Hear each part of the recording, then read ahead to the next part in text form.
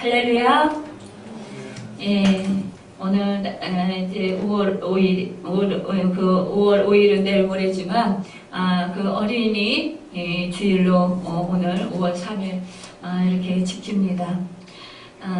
우리 예수님은 어린아이와 같이 되지 아니하면 결탄코 하나님 나라에 들어가지 못한다고 이렇게 말씀하셨어요. 어린아이와 같이 주님의 그 만져주심을 바라고 예수님을 찾고 주님 품으로 달려오고 또 어린아이와 같은 그런 순결한 마음으로 오직 아무런 그런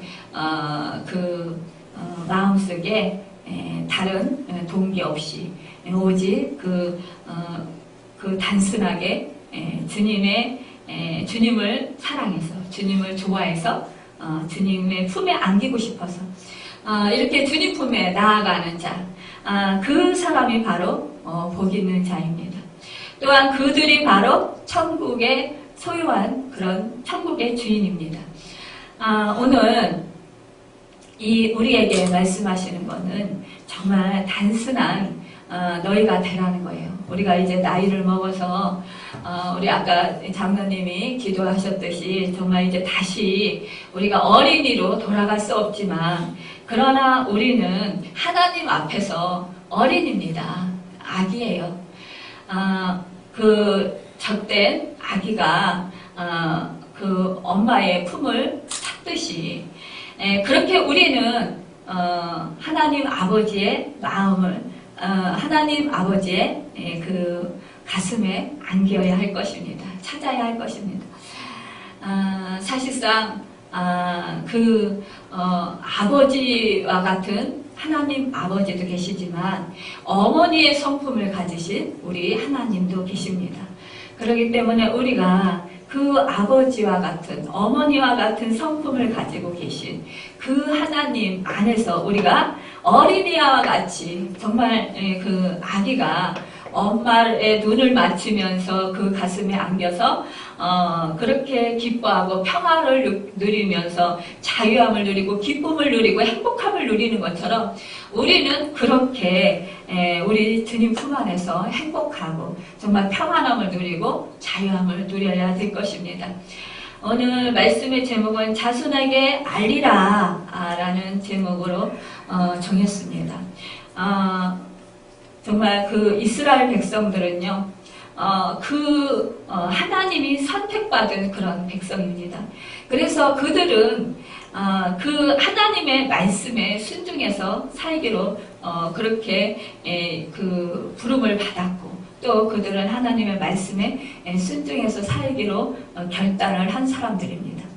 그런데 그 하나님께서 주신 그 말씀대로 순종하며 살지 못할 때 결국 이들이 죄악된 길로 돌아가게 되고 그래서 하나님을 떠나가게 되고 그래서 결국은 하나님께서 그들을 사랑하셔서 사랑의 막대기, 징계의 막대기를 드셔서 그들이 그 고통 가운데 있을 때 질병으로나 아니면은 그 이웃 나라의 침범으로나 아니면은 그 사람들에게 업신여김을 당한다든지 조롱을 당한다든지 그런 것을 통해서 하나님께서 그들을 깨닫게 하시고 그리고 다시 하나님을 찾도록 그렇게 인도해 주셨습니다. 그럼에도 불구하고 그 이스라엘 백성들이 많이 그 하나님을 떠나갈 때에 우리 하나님은 참으로 가슴이 아프셨어요. 마음이 많이 아프셨어요.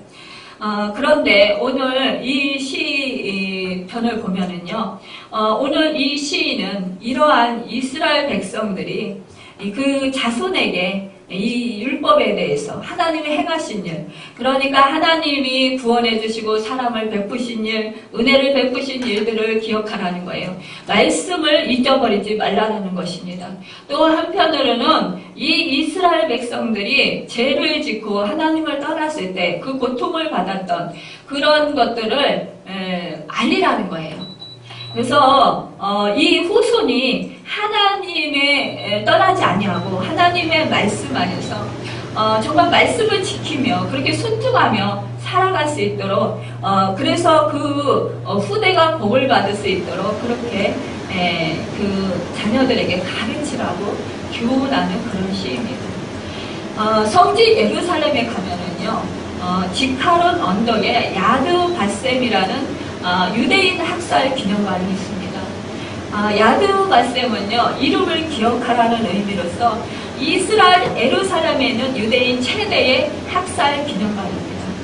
이 야드 바셈은요, 제2차 세계대전 중에 학살당한 유대인 600만 명을 추도하기 위해서 1953년부터 조성하여서 2005년 3월에는 5,600만 달러를 들여서 역사관을 세우고 또 새롭게 단장해서 재개장했어요. 10여만 평의 규모의 추도탑과 또 전시관과 역사관 그리고 어린이 희생자를 추모하는 별관이 따로 있어요. 또 줄을 잡고 갈 만큼 이렇게 캄캄한 그런 실내를 하고 있어요. 그것은 실내 안에서 희생자들의 이름이 반복해서 그렇게 불려지고 있어요. 방송되고 있어요. 이것은 그 유대인 역사의 최대의 비극을 잊지 말고 후대에 그 영구히 전하기 위해서 이렇게 건설하였다고 합니다. 이제 역사관에 들어가려면은 잘 다듬어진 길 양쪽이 있는데요. 그 양쪽에는 탕자의 비유에 나오는 그런 지역 열매가 열리는 카lum나무가 많이 심어져 있다고 합니다. 그리고 강도강 밑에는 국적과 이름을 써놓은 그런 팻말이 있는데 이것은 그 수많은 유대인들이 핍박받고 학살당할 때 그들을 숨겨주거나 아니면 도와준 사람들의 이름이에요. 기념관 안으로 들어서면은요, 정면을 가득 채운 조각 작품들이 있고요. 그 암흑의 역사를 표현하라고 했는데 기념관의 전시실은 검정색으로 통일했다고 해요. 이 끌려가는 수많은 그런 유대인들, 그리고 그들을 향해서 총을 겨눈 독일 나치군들, 또 산더미처럼 쌓인 시체들, 그 참혹한 장면들을 차마 그렇게 설명할 수 없을 정도로 그렇게 모습들을 그렇게 재현해 놓고 있다고 합니다. 천진난만한 아이들이 굶어서 뼈가 앙상하게 남아있는 채 그렇게 죽어 있는 장면이 있고요. 또 유대 여성들이 머리를 깎인 후에 나체로 그 독일군의 그 총칼 앞에 끌려가서 희롱을 당한 후에 정말 그 총에 칼에 맞아서 죽는 장면.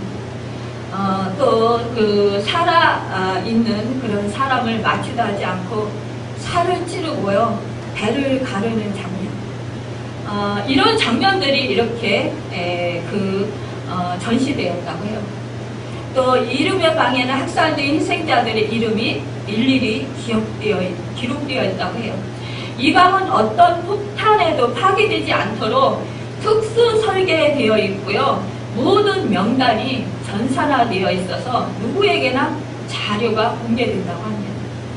전시관의 한쪽에는 사랑하는 아이를 잃은 한 부모가 학살당한 아이들을 위해서 3일을 들여서 세운 곳이 있는데요. 지하에 세워진 기념관 입구에 들어서면 3살쯤 되어 보이는 한 아이의 초상이 조각되어 있는데 이 전시실은 천장과 사면이 모두 거울로 장식되어 있다고 해요. 그리고 중앙에는요, 오직 한 개의 촛불이 타고 있다고 합니다. 그러나 그 촛불은 어두운 방에서 거울에 반사되어서요, 수만 개의 그런 빛을 비추고 있어서 마치 그런 별들이 반짝이는 그 우주의 한가운데에 서 있는 듯한 그런 느낌을 준다고 해요. 그리고 무서운 음악이 흐르면서 독일 나치에게 학살당한 150만 명의 어린아이들이 이름에 하나하나 이렇게 불려지고 있다고 합니다. 이 야드 바셈 학살 기념관을 찾는 대부분의 사람들은 이 처음에 입구에 들어갈 때와는 달리 출구로 나올 때는요, 그 얼굴에 눈물로 범벅이 된 그런 얼굴로 정말 나온다고 해요. 그 비석에는요, 우리는 용서한다, 그러나 잊지 않는다라는 그런 그 경고가 적혀 있다고 합니다. 이러한 역사를 망각하면 잘못된 과거를 자꾸 되풀이하게 되기 마련이기 때문에 그 이스라엘 백성들은요, 이것을 잊지 않기 위해서 다시 이러한 그런 그 고통을 겪지 않기 위해서 또 이러한 그런 불행을 당하지 않기 위해서 이들이 이것을 기억하기 위해서 그것을 기념관을 이렇게 세웠다는 것이에요. 2004년 11월에 야드바셈 그 사이트에 나치에 의해서 학살된 그 유대인 그 30만 명의 명단과 신상 정보를 공개하기 시작했는데요. 이 데이터베이스를 구축하는데 무려 2,200만 달러, 약 230억 원 상당의 소유가 들었다고 합니다. 이 자료에는 희생자들의 이름과 생년월일, 주소, 사망일과 그 생전의 사진, 일기와 또 편지, 가족과 친척, 또 수용소로 끌려갈 때 탑승했던 열차 번호와 수용소에서 받은 수임 번호까지 모두 보관되어 있다고 해요. 또 전 세계의 그 어디서나 이 그 홈페이지에서 그 사망자의 이름을 검색하면 그 사람의 그런 살아생전에 그 자취와 그 살아생전에 그 살았던 그런 모든 그런 생활들이 그 신성 명세서가 다 그렇게 나온다고 그래요. 어떤 사람과 데이트를 했고, 어떤 사람과 결혼을 했고, 자식은 누구를 두었고, 이런 것까지도 다 그렇게 그 기록되어서 다 알게 된다고 합니다. 여러분, 이렇게 그 야드바셈 그 기념관을 건립하면서 이 백성들이 얼마나 그런 정말 그 가슴에 그 통환을 했겠습니까? 2002년 2월 제2차 세계대전 종전 후에 50여 년 만에 독일 대통령으로서는 처음으로 이스라엘을 방문한 그 요하네스 라우 독일 대통령은요, 과거 독일인들이 저지른 행위에 대해 용서를 빌면서 아울러 나와 나의 세대의 잘못에 대해서도 용서를 구한다고 그렇게 사죄를 했다고 합니다. 또 2005년에는요, 이스라엘과 독일 수교 20주년을 기념해서 가해자 독일의 힐러 대통령 이스라엘을 방문해서 가장 먼저 찾아간 것이 바로 야드바셈이었다고 해요. 2006년 1월 30일에도 이스라엘을 방문한 마르켈 독일 총리도 이곳에서 유대인 대학살에 대해 과거를 아는 사람만이 미래를 가질 수 있다고 그렇게 방명록에 기록을 남겼다고 합니다. 여러분, 그 야드바셈 기념관에 그런 세워진 그런 기록들의 그런 말씀을 들으면서 설교를 들으면서 여러분, 우리나라와 비슷하지 않나요? 우리나라도 정말 그 신앙을 시키다가 또 이 나라 독립을 외치다가 이렇게 정말 무참하게 총살 앞에 쓰러져서 죽은 우리 선배들이 있습니다.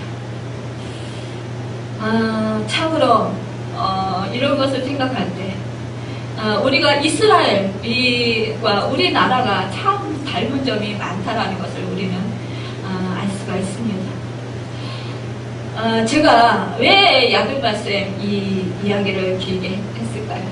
오늘 본문 시편 78편이 바로 야드바셈의 정신을 잘 간직하고 있기 때문입니다. 시편에서 두 번째로 긴 이 78편, 이 시는요, 이스라엘 역사를 자손들에게 가르치기 위한 교훈적인 내용을 담고 있어요. 그러므로 이스라엘의 역사가 이 시의 배경이 되고 있어요. 이 시를 두 가지로 요약할 수가 있는데요. 한 가지는 하나님께서 이스라엘 백성에게 베푸셨던 놀라운 사랑과 은혜와 축복을 보여주고 있고요. 또 한 가지는 그 사랑을 받은 이스라엘 백성들이 어떻게 살아가야 하는가를 보여줍니다. 불에 넘치는 축복을 받은 이스라엘 백성들이 얼마나 배은망덕하며 하나님께 반역하고 불순종하며 살았는가를 역사적으로 보여주고 있는 시인 것입니다. 이 시편은요, 교육시라고 할 수 있어요. 특히 역사에 대한 교육시입니다. 이스라엘 백성은 역사에 대한 교육을 매우 중시했어요. 오늘 이 78편, 20편은 이스라엘 선민들의 출애굽서부터 다윗의 그 통치 시대에 이르기까지 유대 백성들의 과거 역사를 희고하는 중에 하나님이 선민 이스라엘을 위해 행하신 구원의 역사를 자손 만대에 가르쳐 그들로 하여금 오직 소망을 하나님께만 두고 하나님의 계명을 지켜 행하는 것만이 절대 지존자이신 하나님의 복을 받은 것인 것을 보여주고 있어요. 그들의 조상들이 하나님을 올바르게 의지했을 때 부국 선대를 누렸지만요, 불복했을 때는 이방 나라의 침략을 받아왔던 사실들을 역사적으로 교훈하고 자녀들에게 알려주어서 다시는 그러한 범죄의 전철을 밟지 않도록 그렇게 하고 있는 것입니다. 오늘 어린이 주일을 맞이해서 우리가 자녀 교육에 대해서 정말 함께 생각해보는 시간을 갖고자 오늘 말씀을 이렇게 그 78편을 정했습니다. 이 신명기 6장 6절에서 9절에 보면 하나님의 말씀을 마음에 새기고 내 자녀에게 부지런히 가르치며 집에 앉아있을 때든지 길을 행할 때든지 누웠을 때든지 일어날 때든지 이 말씀을 강론할 것이며 너는 또 그것을 내 손목에 메어 기호를 삼으며 내 미간에 붙여 표를 삼고 내 집 문선줄과 바깥문에 기록할지니라고 했습니다. 본문 6절 이하에도 보면 자녀에게 그 올바로 또 후대 곧 태어날 자손에게 이를 알게 하고 그들은 일어나 그들의 자손에게 일러서라고 하고 있습니다. 또 7절에 보면 그들로 그들의 소망을 하나님께 두며 하나님께서 행하신 일을 잊지 아니하고 오직 그의 계명을 지켜서. 여러분, 하나님의 계명을 지키고 하나님의 말씀에 순종하는 자는요, 천대까지 그 후대가 복을 받는다고 했습니다. 그렇지만 하나님의 말씀에 불순종하고 하나님을 떠나는 자들은 3, 4대 가면 멸망한다고 했어요.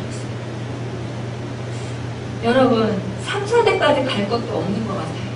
요즘에 보면은요, 사실상 그 대에서도 망하는 사람들도 많고요.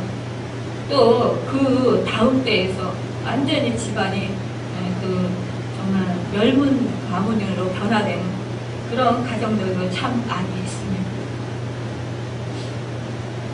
우리는 그러기 때문에 이 세상의 소망을 부두기보다도 오직 주 예수 그리스도 그분께 소망을 두어야 합니다. 지금은요, 참으로 이 세대가 악한 세대입니다. 순간에 말초 신경을 자극하고 사람들의 마음을 빼앗는 것들이 참으로 많이 있어요. 또한 인간의 정욕을 자꾸 부추기는 것들이 참으로 많이 있습니다. 정욕대로 살아가는 그것이 복된 것이고, 그것이 정말 그 쾌락을 쫓아서 사는 그것이 행복한 삶이라고 착각하는 경우가 참으로 많이 있습니다. 우리 예수 믿는 사람들도요, 보면은 내 기분을 만족시키고 내가 하고자 하는 것을 흡족하게 하고 내 만족을 시키는 것을 내 마음에 그 하고자 하는 것을 이루는 그것을 행복이라고 생각합니다. 성공이라고 생각을 합니다. 우리 기독교가 왜 예수 믿는 사람들이 왜 욕을 먹습니까? 천주교 성당에 다니는 사람들을 부러워하고요. 우리 예수 믿는 기독교에서 왜 그쪽으로 가는 사람이 많다라고 생각을 할까요? 사실상 카톨릭에서 우리 기독교를 개종하는 분도 많아요. 우리 집사님도 계시지만. 그럼에도 불구하고 이 카톨릭에서는 자기들 그 기독교가 개독교라는 소리를 들으면서 카톨릭으로 온다라는 거예요. 그만큼 전통적인 신앙을 가지고 있기 때문에 카톨릭으로 오지 않느냐. 이렇게 하면서 그분들은, 성당에 다니시는 분들은 굉장히 자부심을 느끼고 그렇게 신앙생활을 하고 있는 분들이 참 많습니다. 저도 예전에는 교회 다니시는, 정말 교회 열심히 섬기시는, 그 봉사하시는, 전도도 열심히 하고, 또 정말 교회에서 봉사도 열심히 하고, 그런 분들을 보면서 그 삶 속에서 정말 열매가 아름답지 못한 그 모습을 보면서 그분들의 그런 성품이 행함이 본이 되지 않으면서 빛을 발하는 빛으로서의 그런 역할을 감당하지 못하는 것을 보면서 실망해서 저도 카톨릭으로 옮길까라는 생각을 했었던 적이 있었어요. 그런데 제가 이렇게 상담을 하면서 보면은요, 많은 분들이요, 우리 예수를 잘 믿고 정말 기독교에서 신앙생활 잘 하던 분들이 이 교회에서 상처를 받고요, 그리고 쉬다가 카톨릭으로 가겠다고 하는 분들이 참 많이 있어요. 왜냐? 우리 기독교는 말이 많다라는 거예요. 말이 너무 무성하다라는 거예요. 그리고 은사를 많이 받다 보니까 너무 자기 은사가 최고고 자기가 받은 것이 최고라고 그렇게 주장하면서 상대방의 말을 들어주려고 하지 않고 이해하려고 하지 않고 자꾸만 자기 것을 주장한다라는 거예요. 그리고 강압적으로 그 상대방에게 강권하면서 자꾸 자기를 따르라고 한다는 거예요. 이런 모습 속에서 실망하고 지치고 힘들고, 그래서 인간관계가 힘들어서 조용한 그런 카톨릭으로 옮기겠다라는 거예요. 하나님을 떠날 수는 없고 카톨릭으로 옮겨서 조용히 신앙생활을 하고 싶다라는 거예요. 사실상 카톨릭, 이 성당에 다니는 사람들을 보면은요, 전도에 그렇게 힘쓰지 않아요. 그런데도 많은 사람들이요, 카톨릭이 편하니까, 제사도 마음대로 지내도 되고요. 또, 불교든 뭐든 가리지 않아도 되잖아요. 다 신앙은 똑같다고 생각을 하니까요. 그러니까, 남들에게 싫은 소리 할 필요도 없어요. 그러니까 편하잖아요, 신앙생활 하기. 그래서 카톨릭으로 간다라는 거예요. 그런데 하나님은 저에게 계속 기독교에 남게 했습니다. 차라리 카톨릭으로 가지 않고 집에서 정말 교회도 나가지 않고 있을지라도 가지 못하게 막으셨어요. 그래서 지금 저는 이렇게 기독교에서 목회자로 세워져서 쓰임받고 있습니다. 이것이 얼마나 저는 감사한지 몰라요. 어떤 집사님이 너무 교회에서 너무 하라는 것도 많고, 예전에는 새벽기도도 정말 열심히 하고, 신방도 목사님 따라서 열심히 다니고, 또 교회에서 봉사도 많이 하고, 사람들도 많이 섬기고, 정말 열심히 했다라는 거예요. 식당 봉사도 열심히 하고. 그런데 너무 실망스러운 일들이 많다라는 거예요, 교회에서. 그래서 실망해서 자기가 교회를 지금 안 나가고 쉬고 있는데 몇 년이 됐는데요. 관절염으로 지금 엄청 고생하십니다. 제가 우리 교회에 나오셔야 된다고 이렇게 말씀을 드렸는데, 지난번에 한번 기도를 받고 그러고는 가셔서 엊그저께 전도하다 보니까요, 그분이 저를 피해서 이쪽에 그 출입구를 통해서 저쪽으로 이렇게 나가시는 걸 보게 됐어요, 제가. 그래서 저분이 저를 만나면 부담스러우니까 저를 피해서 얼른 저쪽으로 가시는구나. 그러면서 참 마음이 안타까웠어요. 근데 지난번에 성당에 갔는데요. 거기도 이제 새신자 교육을 받는데 한 번 받았는데 그 후로 명단이 없어졌대요. 그래서 그분이 나갔는데 자기 명단이 없어졌으니까 이게 뭔가 그러면서 하나님께 기도를 했는데 그 뒤로 안 나가게 됐다라는 거예요. 그래서 지금 교회를 나오긴 나와야 되는데 하나님은 떠날 수 없고 지금 굉장히 마음적으로 심적으로 지금 고민을 많이 하면서 그러고 있습니다. 여러분 사람이요 이렇게 한번 정말 하나님께 은혜를 많이 받고요. 은사를 체험하고요. 또 정말 그 구원의 감격과 회개의 그런 축복을 누렸다 할지라도요. 한순간 하나님을 떠나는 것은 이렇게 한순간이라는 거예요. 그래서 다시 돌아오기까지 엄청난 고난과 시련을 당하고 나서 정말 이 세상에서 내가 할 수 없다고 할 때 그때 두 손 들고 천부여 의지 없어서 손 들고 옵니다. 그러면서 주님 품으로 나오게 돼요. 저도 이제 하나님을 떠날 수는 없고 교회 가자니 사람들 정말 행하는 것이 너무 강하고 그래서 이제 성당을 갈까 그랬는데 하나님이 그 몸을 치셔서 완전히 꼼짝달싹 할 수 없게 그렇게 만드셨잖아요.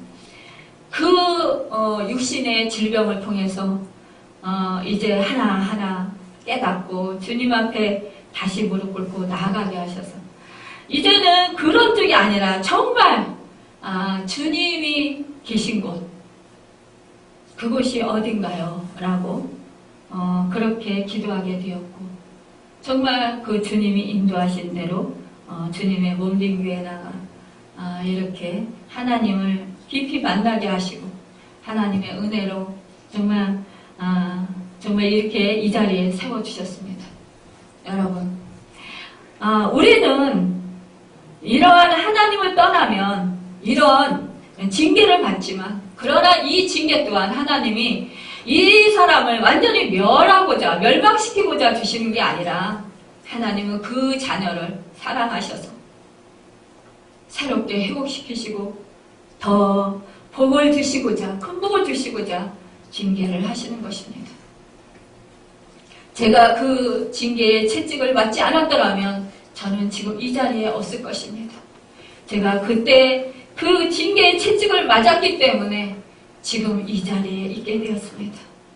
여러분, 우리는 언제나 하나님을 소망으로 두고 언제나 하나님 안에서 늘 말씀에 순종하며 살아가는 하나님 뜻대로 살아가도록 우리가 힘쓰면서 또한 내 자녀들에게 부지런히 말씀을 가르쳐야 된다는 것입니다. 또한 내가 본이 되어야 된다는 것입니다.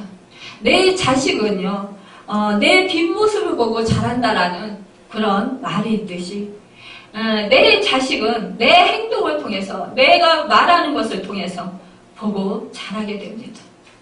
여러분, 내가 어떻게 하느냐에 따라서 내 자식이 정말 하나님의 그 말씀대로 믿음을 가지고 믿음을 지키면서 이 세상 속에서 어떠한 환난과 풍랑이 와더라도 정말 쓰러지지 아니하고 넘어지지 않고 믿음으로 하나님을 신뢰하면서 하나님의 말씀을 붙들고 이기며 나갈 수가 있습니다. 그래서 승리할 수 있습니다. 여러분, 믿음은 보이지 않는 것을 미리 보는 것입니다. 아직 이루어지지 않은 것을 이미 이겼다고 생각하고 싸우는 전쟁입니다. 그리고 캄캄한 암흑 속에서 이제 동토올 내일의 그 새 아침을 바라보는 기대감으로 그렇게 그 미지의 목표를 향해서 나아가는 것입니다. 여러분, 지금 고난을 받고 있습니까? 환난을 받고 있습니까? 그렇다면 지금 너무나 고난과 환난이 극심해서 정말 죽을 것 같은 그런 순간이라면 이제 새벽이 곧 올 것이라는 것을 기대하십시오. 밤이 깊으면 새벽이 곧 온다라는 것입니다. 제가 신앙생활하면서 보니까요, 아주 고난이 극심해서 이제 죽을 것 같은 그런 상황 속에 놓일 때, 그때 그 말씀을 붙들고 정말 기도하면서 이기고 나면, 그러면은요, 금방 그 모든 것들이 순식간에 저를 짓누르고 저를 힘들게 하고 고통스럽게 했던 그것들이 다 역전되더라고요. 바꿔지더라고요. 그래서 행복을 누리게 되고요. 정말 하나님의 구원하심에 감격하게 되고요. 또 믿음으로 승리할 수 있도록 붙들어 주신 그 성령님의 은혜에 감사하고 하나님을 찬양하게 되더라고요. 여러분, 믿음은 용기입니다. 우리가 또한 믿음을 가질 때 용기를 가지고 우리가 어떠한 상황 속에서도 이겨나갈 수 있는 담대함이 생기게 됩니다. 여러분, 우리는 하나님께 소망을 두며 하나님 말씀 그대로 100% 믿고 의심치 않을 때에 하나님의 기적은 100% 그대로 이루어집니다. 그 사실을 믿으시고 여러분, 이제 우리가 봄, 여름, 가을, 겨울을 지내면서 봄이 오지 않을까봐 걱정하는 것처럼 우리가 우리의 인생 속에서 봄이 오지 않을까, 봄 같은 그런 축복의 시간이 오지 않을까 염려하지 마시길 바랍니다. 당연히 분명히 봄은 다시 옵니다. 여러분, 지금 5월입니다. 지금 꽃이 활짝 피었습니다. 여러분, 이렇게 봄은 어김없이 옵니다. 우리가 아무리 절망 가운데 어둠의 터널을 지난다 할지라도 우리 하나님은 우리의 손을 붙들고 놓지 아니하십니다. 역경 속에서도 우리 하나님은 우리로 하여금 더욱더 영적인 성숙을 이루게 하시고 더욱더 우리로 하여금 하나님의 영광을 내서 쓰시도록 그렇게 인도해 주십니다. 여러분, 우리는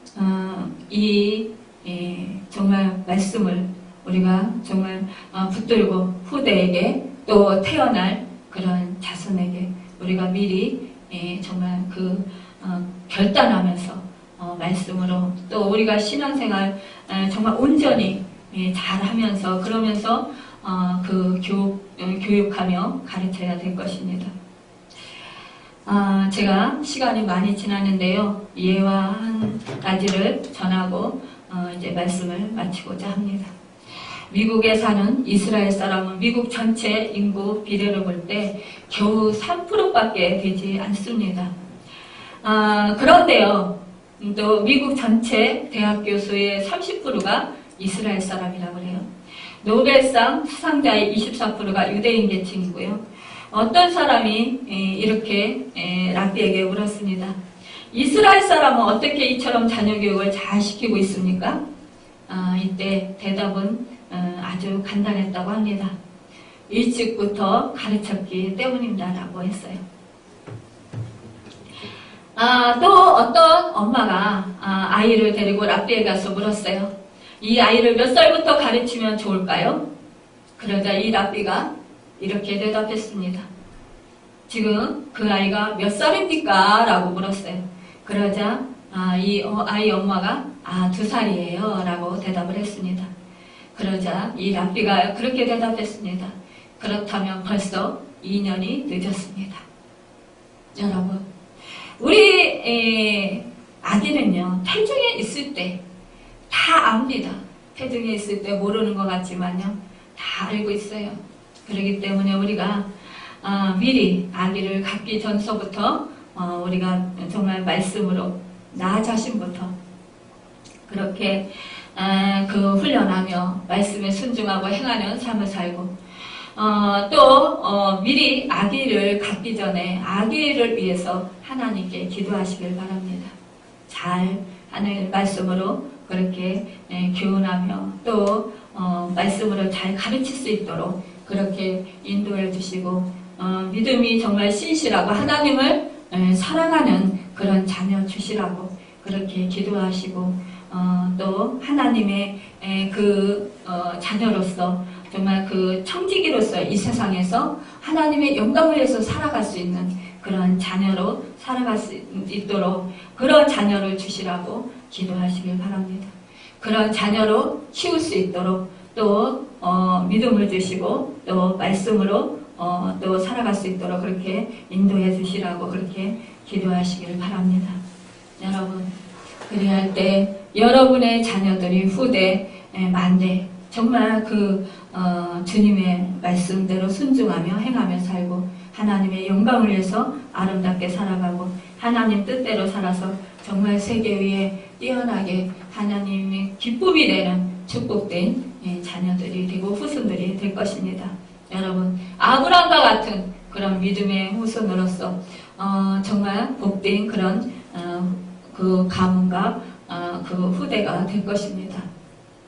여러분, 우리 정말 말씀대로 우리가 하나님을 의지함으로 또 하나님 안에서 언제나 주님 손잡고 날마다 정말 1.1획도 변함없어진 그 말씀을 우리가 신뢰하고 믿음으로 날마다 그렇게 살고 또 자손에게 알리는 가르치는 축복의 우리 모두가 되길 바랍니다. 기도하겠습니다.